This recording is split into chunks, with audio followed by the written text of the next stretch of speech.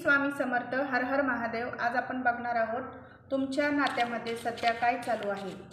श्री स्वामी समर्थ. हर हर महादेव. ही general timeless collective reading आहे. जेवढी resonate होईल तेवढीच घ्या, बाकीची सोडून द्या. 3 वेळा तुमच्या पार्टनरचं नाव घ्या. ओम नमः शिवाय. हर हर महादेव. ओम नमः शिवाय. हर हर महादेव.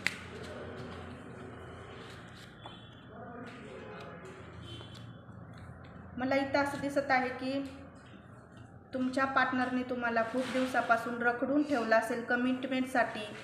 खूप तुम्ही डिप्रेशनमध्ये गेला असाल की माझा पार्टनर मला कमिटमेंट का देत नाही आहे, लग्नासाठी का तयार होत नाही आहे, हो का बोलत नाही आहे.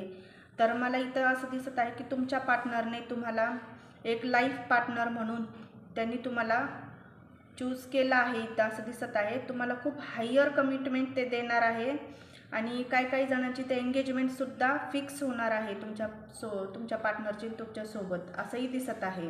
आणि ज्यांचं कुणाचं ब्रेकअप सिच्युएशन चालू होतं किंवा खूप लेस कॉन्टॅक्टमध्ये तुम्ही असता तर तुमचं रियुनियन होण्याची शक्यता इथं दिसत आहे. आणि त्यांना तुमची किंवा तुम्हाला स्वतःची व्हॅल्यू कळायला लागलेली आहे.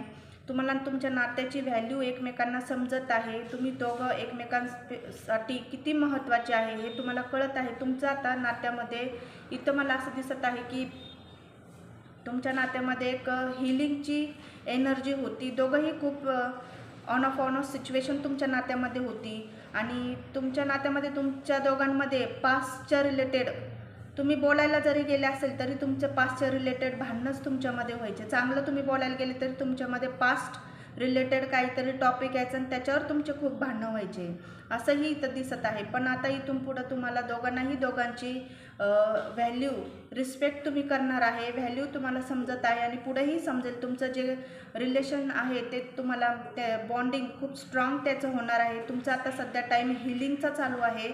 आणि इथं असं दिसत आहे की तुमच्या जे काही मागचं पास्टचं दोघांच्याही जे काही चूक आहे, शॅडो वर्क, तुम्ही त्याच्यावर काम करणार आहे. पुन्हा ती चूक तुम्ही करणार पण नाही आहे, इथं असं पण दिसतंय.